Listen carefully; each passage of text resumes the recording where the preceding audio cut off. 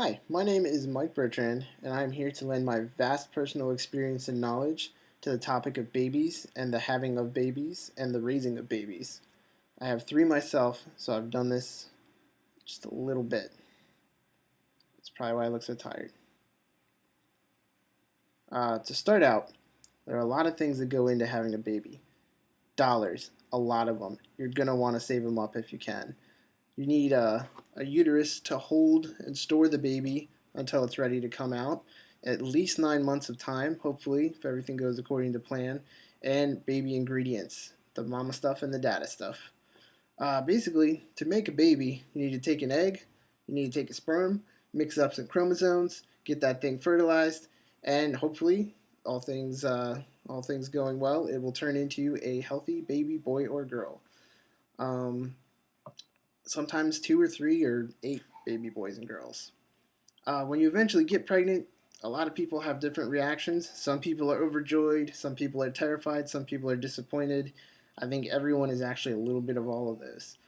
Personally, I was excited and nervous and terrified with each of them, but less so as time went on. By my third kid, I pretty much had a handle on it. Step two in having a baby are all the worst things you can possibly experience with your body.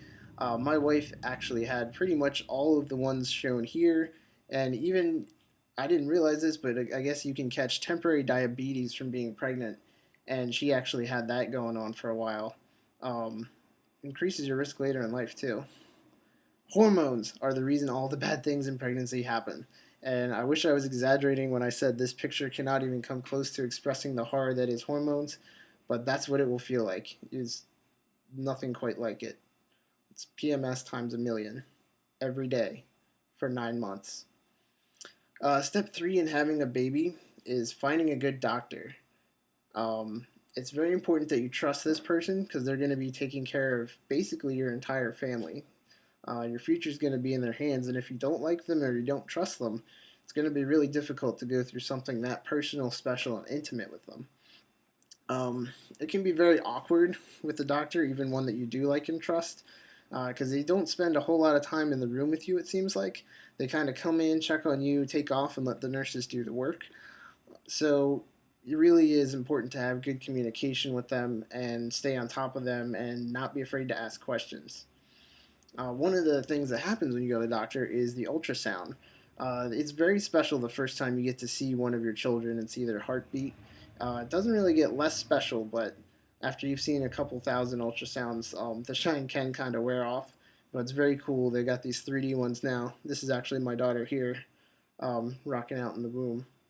One of the main reasons people get ultrasounds is to find out the sex of the baby, which you will probably argue about and care about intensely beforehand, but ultimately just doesn't even matter. I was happy to have three girls. It'd be nice to have a boy so I could buy some Legos someday, but you gotta do what you gotta do. Step four is growing that baby. You gotta exercise, eat right, get plenty of sleep, talk to the baby, pay attention to the baby, even though it's not on the outside, it can still hear that.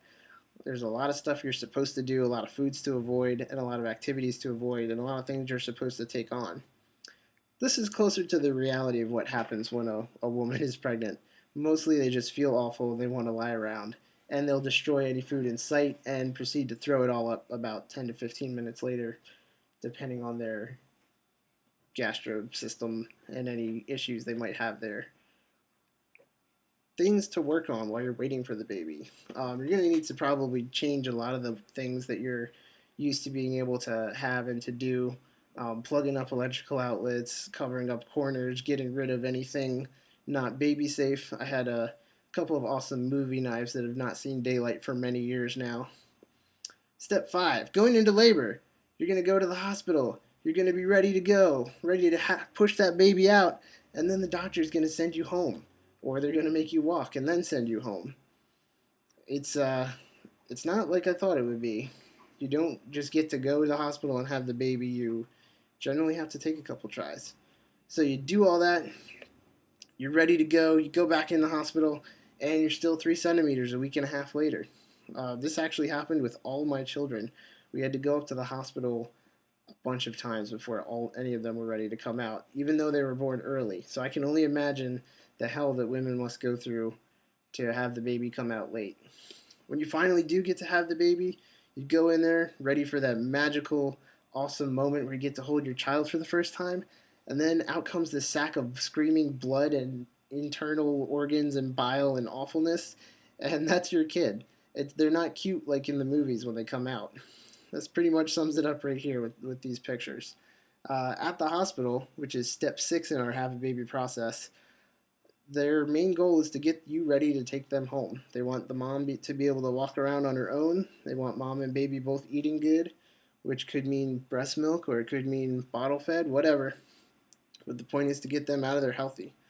When you go home, you're going to spend most of the rest of your life worrying about your kids. It never really goes away, it just kind of shifts. I had poison control on speed dial for a long time.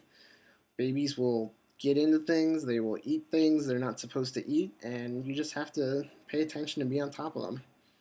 There's a lot of special milestones they have too on the flip side. First time they walk, the first time they talk. Um, there's nothing that can really describe it without going through it.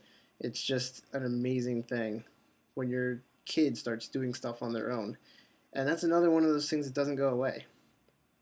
In conclusion, it's great having a family. It's tough having a family, but it's a worthy endeavor. And I hope I was able to educate and inform you a little bit about the having of, care, and feeding of babies and the women carrying them and the men standing there trying to figure out what they're supposed to do.